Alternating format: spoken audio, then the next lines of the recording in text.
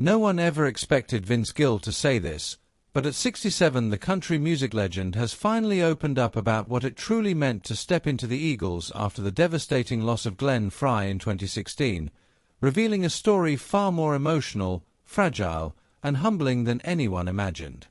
When Frey passed away, the Eagles lost not only a founding member but the very spirit and voice that helped define timeless classics like Hotel California, Take It Easy, and Lying Eyes, leaving fans and bandmates alike wondering if the group could or even should continue.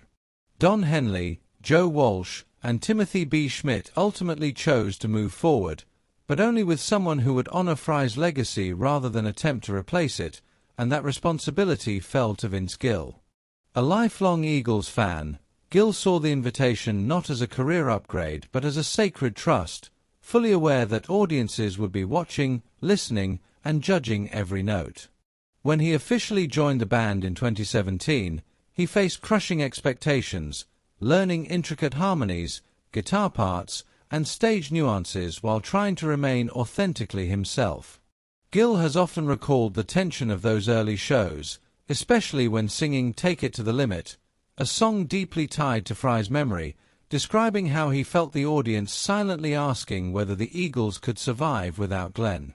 Then, after the first chorus, he sensed a shift, a quiet relief, a collective realization that maybe, just maybe, it was going to be okay. That moment, Gill says, was profoundly beautiful, marking an unspoken bond between him and the fans who accepted him not as a replacement, but as a caretaker. Over time, his humility, warmth, and respect for the music eased doubts, earning praise for blending seamlessly into the band while never overshadowing its legacy. Even years later, Gill remains deeply conscious of his role, famously declining Don Henley's suggestion to perform one of his own solo hits during Eagles shows because he didn't want to give fans one more reason not to be happy he was there, knowing audiences came to hear Eagles songs, not Vince Gill songs.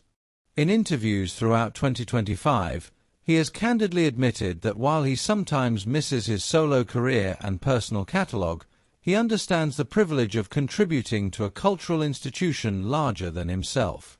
Brought into the band primarily for his voice, Gill recognizes that fitting into an established vocal identity matters more than showcasing technical brilliance, and he believes that if he's genuinely having fun on stage, that joy carries directly to the audience. Balancing Eagles tours, a Las Vegas residency, and ongoing solo projects, including new music in development, Gill continues to walk two musical paths with remarkable grace.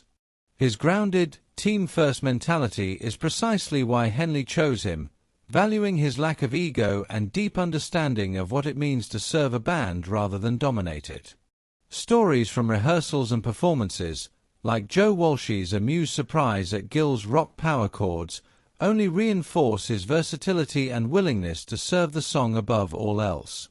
For Vince Gill, joining the Eagles was never about spotlight or status, but about stewardship, gratitude, and honoring music that shaped generations.